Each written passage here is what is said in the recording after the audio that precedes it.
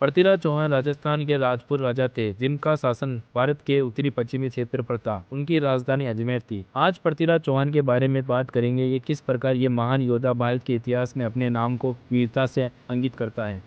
पृथ्वीराज चौहान के पिता का नाम सोमेश्वर और माता का नाम कर्पूरी देवी था। पृथ्वीराज को राय पिता के नाम से भी जाना जाता है। पृथ्वीराज थर्ड का शासनकाल 1177 से 1192 तक रहता है, लगभग 15 वर्ष, जिसमें पृथ्वीराज ने बहुत से युद्ध लड़े और अपने साम्राज्य का विस्तार किया। सर्वप्रथम अपने भाई नागा अर्जुन का दमन किया। नागा अर्जुन ने गुड़पुरा के आसपास के क्षेत्र पर कब्जा कर लिया और विद्रोह करने लगा, जिससे दोनों भाइयों के बीच में युद्ध लड़ा गया। इस युद्ध के विजेता पृथ्वीराज चौहान रहे और नागा अर्जुन को हराया। फिर पृथ्वीराज का पाला चंदेलों से पड़ा। 1182 ईस्वी में पृथ्वीराज की सेना महोबा में अपना रास्ता भटक जाती है और सेना महोबा पर ही अपना डेरा डाल देती है, जिससे चंदेल शासक परमार्दी देव को आपत्ति होती है। इसके कारण पृथ्वीराज और चंदेल शासक परमार्दी देव के बीच तैमूर का युद्ध 1182 में लड़ा जाता है। इस युद्ध के विजेता पृथ्वीराज चौहान होते हैं। उस समय की इतिहासकार का कहना है कि युद्ध के अंतिम समय में परमार्दी देव ने घास का तिनका मुंह में लेकर अपनी जान की भीख मांगी थी। इस युद्ध में दो महान सेनापति थे, आला और उदल, जो परमार्दी देव की ओर से लड़ते हुए वीर गति को प्राप्त होते हैं। ये दोनों महान सेनापति थे।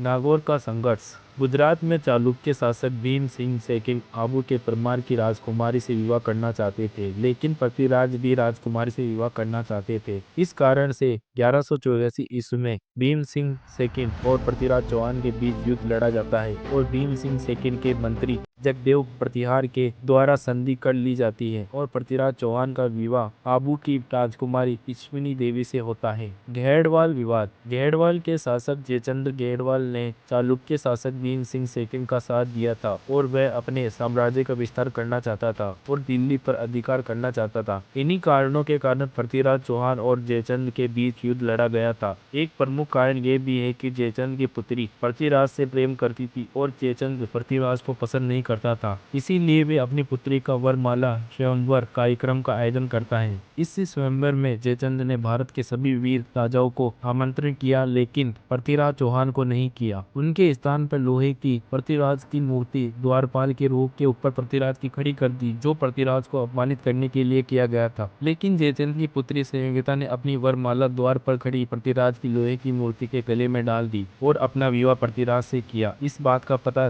पृथ्वीराज चौहान को चला तो वह अपनी पत्नी संयोगिता को लेने जयचंद्र के इलाके में अकेले गए और अपनी पत्नी संयोगिता को लेकर आ गए। पृथ्वीराज ने अपने जीवन में अनेक संघर्ष करने के बाद पश्चिमी तुर्कियों की नजर भारत पर पड़ने लगी। वैसे तो पृथ्वीराज चौहान ने अनेकों बार मोहम्मद गोरी को पराजित किया है, लेकिन 1191 में पराजित होने के बाद मोहम्मद गोरी ने एक प्रमुख योजना के साथ 1192 में वापस आक्रमण किया था। पृथ्वीराज चौहान ने 1191 में मोहम्मद गोरी को पराजित कर बंदी बना लिया था, लेकिन राजपूत राजा होने के कारण मोहम्मद गोरी ने माफी मांगने का नाटक किया। उसका यह नाटक सफल भी हो गया और पृथ्वीराज चौहान ने उसे माफ कर दिया, अपनी सेना पीछे ले ली। मोहम्मद गोरी ने 1192 में पृथ्वीराज को पराजित करने के लिए अपने सेनापति मोहम्मद ऐबक की सहायता से 1192 में पृथ्वीराज को पराजित कर दिया और पृथ्वीराज को बंदी बनाकर भारत की जिम्मेदारी मोहम्मद ऐबक को देकर गजनी वापस लौट गया। पृथ्वीराज चौहान और उनके मित्र कवि चंद्रबरदाई को भी साथ ले गया। वहां पर पृथ्वीराज चौहान की दोनों आंखों को फोड़ दिया और उनको